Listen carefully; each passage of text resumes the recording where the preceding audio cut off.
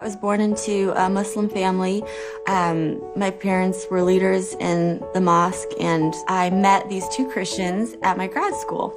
We just realized, okay, we definitely are both very strong in our faiths, but we can't both be right. We can both be wrong. Like logically in my mind, it's like, okay, we can both be wrong about Jesus for sure, but we can't both be right. So we sort of resolved that we wanted to figure out what truth is. And secretly, I wanted to convert him massively. I totally wanted to convert him to Islam because anytime I would debate anybody about, religion, I would always win.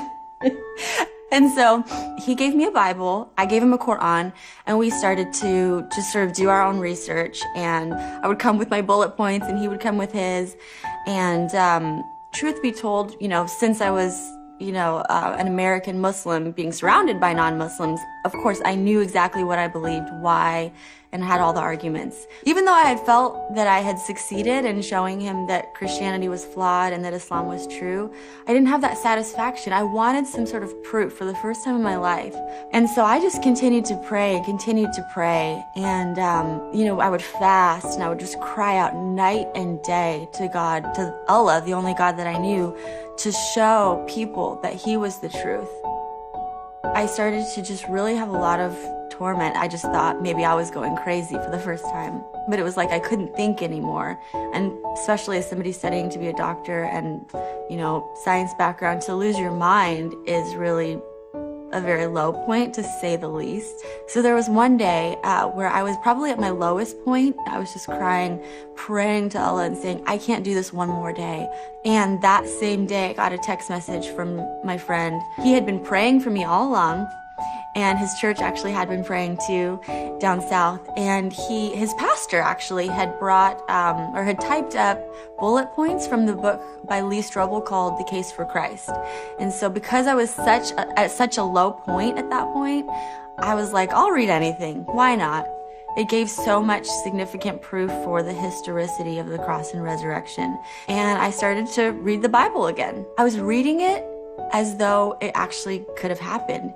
And I just remember thinking, oh my gosh, this is beautiful. And then I called somebody that I knew who was a Christian. She said, why don't you just ask Jesus to come into your heart? If you're wondering and curious, you have nothing to lose. And, little did she know, if a Muslim asks Jesus into their heart, it's hell for eternity. No coming back. You cannot come back from that. So I just looked up at the heavens and I said, Allah, I don't know who you are. Allah, I don't know what's real. Whoever you are, though, I want to give my life to you. If you're Jesus, you can come into my heart. The next morning I woke up and all the torment was gone. So I thought to myself, okay, logic brain, I'm gonna really give this exploration of the Gospels 3 or 4 years of my life, and I'm gonna really look into it to see if it's real. I'm gonna stay a Muslim, of course. I would never leave Islam, but I just want to give this a chance. And so I just basically went to church that Sunday, and some signs had happened that week, all pointing to Jesus. And that Sunday morning, the pastor was preaching and people were raising their hands, and I just kind of sat through it.